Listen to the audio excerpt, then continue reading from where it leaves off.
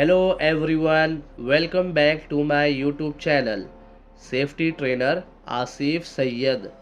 आज के इस वीडियो में हम लोग एक ऐसे टॉपिक के बारे में बात करेंगे जिसके बारे में जानना इस दुनिया के हर शख्स पे लागू है, जिसका नाम है एनवायरमेंटल इम्पैक्ट, यानी कि पर्यावरणीय प्रभाव। तो बिना किसी देरी के आइए वीडियो को शुरू करते हैं। सबसे पहले हम देखेंगे इसका definition. What is an environment impact? Environment impact क्या है? इस धरती पर जो प्रभाव डाला जा रहा है हम मानव गतिविधियों के द्वारा, यानी इंसानों के कामों के द्वारा, उसका असर प्राकृतिक दुनिया यानी कि नेचुरल वर्ल्ड पे पड़ता है। अगर मैं पॉजिटिव इफ़ेक्ट यानी सकारात्मक प्रभाव की बात करूँ तो जैसे पेड़ पौधे लगाने से पॉजिटिव इफ़ेक्ट होगा हमारे इस नेचुरल वर्ल्ड को, यानी इस पर इन्वायरमेंट में इम्पैक्ट अच्छा होगा। और अगर मैं नेगेटिव इफ़ेक्ट यानी नकारात्मक प्रभाव की बात करूँ जैसे पॉल्यूशन और डिफॉरेस्टेशन यानी कि प्रदूषण और जंगलों की कटाई शामिल हो सकते हैं।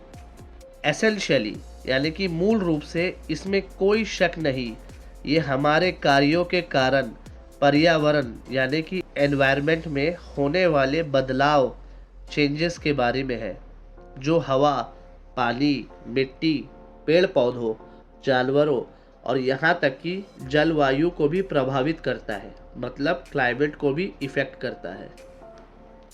तो आइए ये कैसे इफ़ेक्ट करता है यानी नेगेटिव इफ़ेक्ट करता है, कुछ एग्जाम्पल के माध्यम से देखते हैं।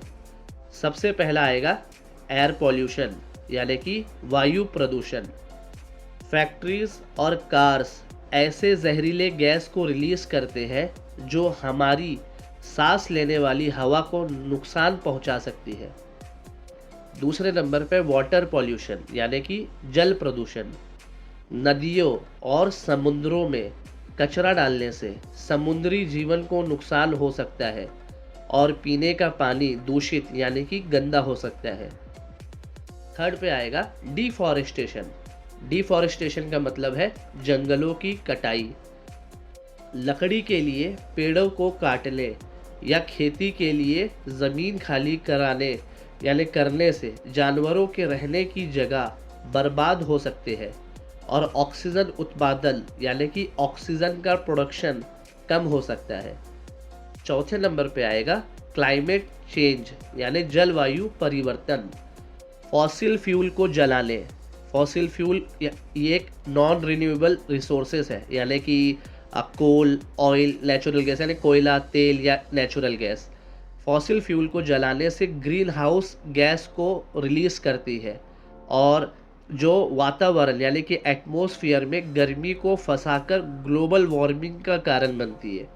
अब इसमें आपने देखा कि ग्रीन हाउस गैस और ग्लोबल वार्मिंग की बात किया, तो इसका वीडियो मैं सेपरेट बनाऊंगा अच्छे से, लेकिन अभी आपको मैं चाहूँगा कि आप समझ जाए, इसके लिए मैं छोटा सा ग्रीन हाउस गैस क्या होता है बता देता हूँ। ग्रीन हाउस गैस एक ऐसा गैस है जो ट्रैप कर लेता है गर्मी को अर्थ के एटमॉस्फेयर में और उसकी वजह से प्लैनेट का जो टेम्परेचर है ना, एवरेज टेम्परेचर वो ज़्यादा हो जाता है, बढ़ जाता है। ग्रीन हाउस गैस क्या करता है, सन का जो गर्मी धरती पे आता है और फिर वो वापस से स्पेस में चला जाता है, लेकिन ग्रीन हाउस के वजह से क्या होता है, वो सन का गर्मी यानी सूर्य का जो गर्मी है उसको वापस जाने से रोक देता है। अब ये जो रोक देता है इसके वजह से गर्मी बढ़ जाता है। तो ग्रीन हाउस का एक छोटा सा आपको समझाने के लिए मैं इतना बता दिया हूँ। अब दूसरा क्या था, ग्लोबल वार्मिंग। अब ग्लोबल वार्मिंग क्या होता है उसका भी छोटा सा एग्जांपल दूंगा अगले किसी वीडियो में। पूरा का पूरा सेपरेट लेक्चर ग्लोबल वार्मिंग के ऊपर और separate video green house gas के ऊपर बनाऊंगा ताकि आप लोगों को क्लियर हो जाए। अब बात करता हूं मैं ग्लोबल वार्मिंग का। ग्लोबल वार्मिंग अर्थ के एवरेज टेम्परेचर को बढ़ा देता है, जो वातावरण एटमॉस्फेयर में कार्बन डाइऑक्साइड जैसे ग्रीन हाउस गैसों के जमा होने के कारण होती है। ये गैसें सन से यानी सूर्य से अर्थ पर आने वाली गर्मी को रोकती है, जिससे हमारी अर्थ गर्म हो जाती है। इससे मौसम में बदलाव होने लगता है, बर्फ़ पिघलने लगता है और बर्फ़ के पिघलने से क्या होगा, समुद्र का जो सी लेवल है उसमें वृद्धि होती है, यानी सी लेवल भी इंक्रीज़ हो जाता है। तो ये सारा का सारा चीज़ ग्लोबल वार्मिंग के वजह से आता है। उम्मीद करता हूँ आपको ये 2 छोटा सा एग्जाम्पल भी समझ में आ चुका है। तो हमने देखा अभी तक छोटा सा एग्जाम्पल ग्रीन हाउस गैस का और ग्लोबल वार्मिंग का, यानी ये सारे प्रॉब्लम्स अभी तक हमने देख लिया, जैसे air pollution, water pollution, deforestation और क्लाइमेट चेंज। ये सारे जो प्रॉब्लम्स है, अब इससे बचने के लिए हम लोग को क्या करना है उस बारे में भी हम देख लेते हैं थोड़ा सा। एनवायरमेंटल इम्पैक्ट यानी कि पर्यावरणीय प्रभाव को कम करने की कोशिशें वो मेहनत है जो इस दुनिया की हिफाजत करने के लिए किया जाते हैं। तो आइए जानते हैं कुछ ऐसे तरीके को। सबसे पहला है रिसाइकलिंग।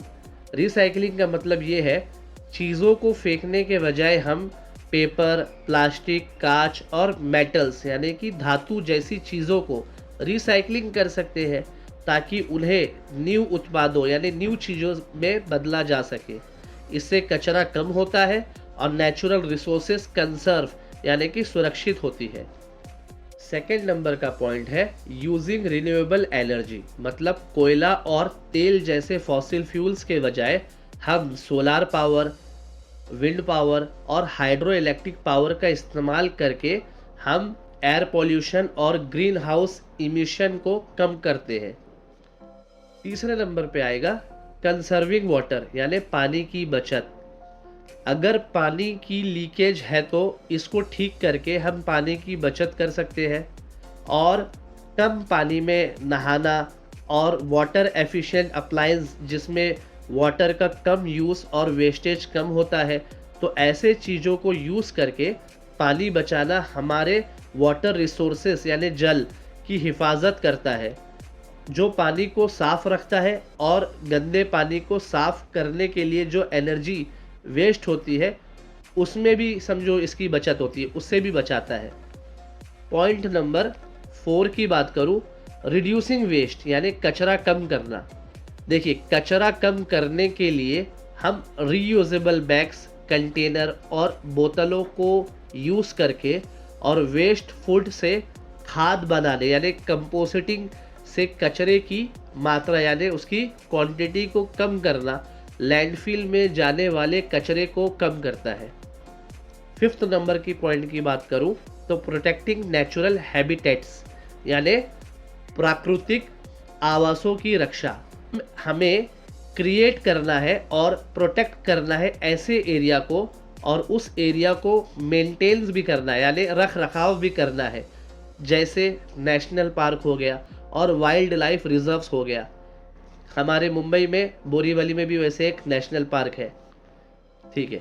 जैसे नेशनल पार्क हो गया, वाइल्ड लाइफ रिजर्व हो गया, ये कई पेड़ पौधों और जानवरों के रहने लायक जगह की हिफाजत करने में मदद करता है। अब हम देखेंगे 6ठा पॉइंट यानी कि प्लांटिंग ट्रीज। ये जो पेड़ होते हैं ये कार्बन डाइऑक्साइड को एब्जॉर्ब यानी अवशोषित करते हैं और ऑक्सीजन छोड़ते हैं यानी रिलीज करते हैं।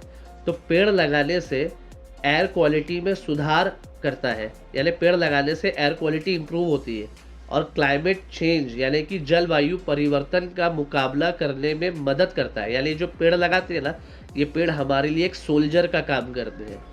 अब हम हमारा आखिरी पॉइंट यानी 7th नंबर का पॉइंट देखेंगे, यूजिंग एनर्जी एफिशिएंट प्रोडक्ट यानी ऊर्जा कुशल उत्पादों के उपयोग।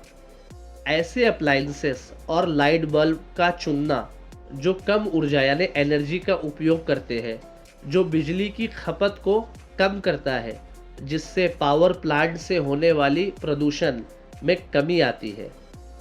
तो ये सारा का सारा पॉइंट था।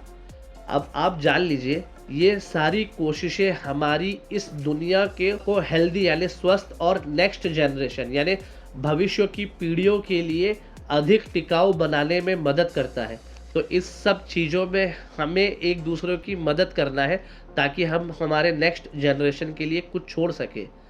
उम्मीद करता हूँ आपको ये एनवायरमेंटल इम्पैक्ट का कॉन्सेप्ट बहुत अच्छी तरीके से समझ में आ चुका होगा। थैंक यू वेरी मच मेरे इस वीडियो को सेलेक्ट करके देखने के लिए। अगर आपको मेरा ये वीडियो बहुत अच्छा लगा होगा तो मेरे इस वीडियो को आप लाइक करिए, उसमें कमेंट करिए। आप अगर कोई और वीडियो देखना चाहते हैं तो कमेंट करिए, मैं ज़रूर उस टॉपिक पे वीडियो बनाऊंगा। मेरे इस यूट्यूब चैनल के लिंक को अपने ग्रुप्स में, सेफ्टी ग्रुप्स में शेयर करिए ताकि ज़्यादा लोगों तक ये पहुँचे। मिलते हैं किसी और वीडियो में किसी न्यू और टॉपिक के साथ, तब तक के लिए गुड बाय, टेक केयर।